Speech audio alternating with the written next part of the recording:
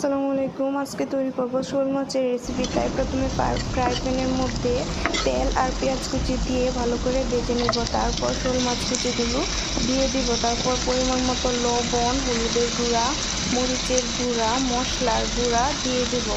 তারপর একটু নেড়ে চেড়ে পরিমাণ মতো পানি দিয়ে দিব।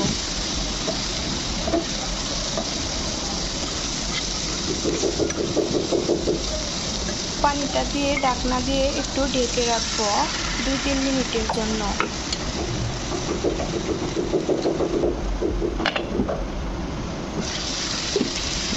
2-3 মিনিট পর ঢাকনাটা একটু নাড়াচাড়া দিয়ে চুলাটা বন্ধ করে দেব। এখন কেটে রাখা কাঁচামরিচ দিয়ে দিব।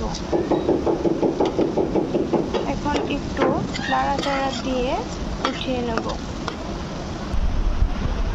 রেডি শোল মাছের রেসিপি। আসসালামু আলাইকুম। আজকে তৈরি করব শোল মাছের রেসিপি। তাই প্রথমে ফ্রাই প্যানের মধ্যে তেল আর পেঁয়াজ কুচি দিয়ে ভালো করে ভেজে নেব। তারপর শোল মাছ কুচিগুলো দিয়ে দিব। তারপর পরিমাণ মতো লবণ, হলুদের গুঁড়া, মরিচের গুঁড়া, মশলার গুঁড়া দিয়ে দিব। তারপর একটু নেড়ে চেড়ে পরিমাণ মতো পানি দিয়ে দিব।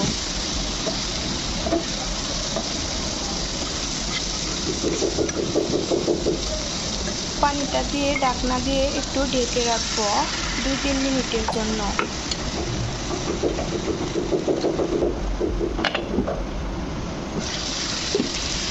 2-3 মিনিট পর ঢাকনাটা একটু নাড়াচাড়া দিয়ে চুলাটা বন্ধ করে দেব।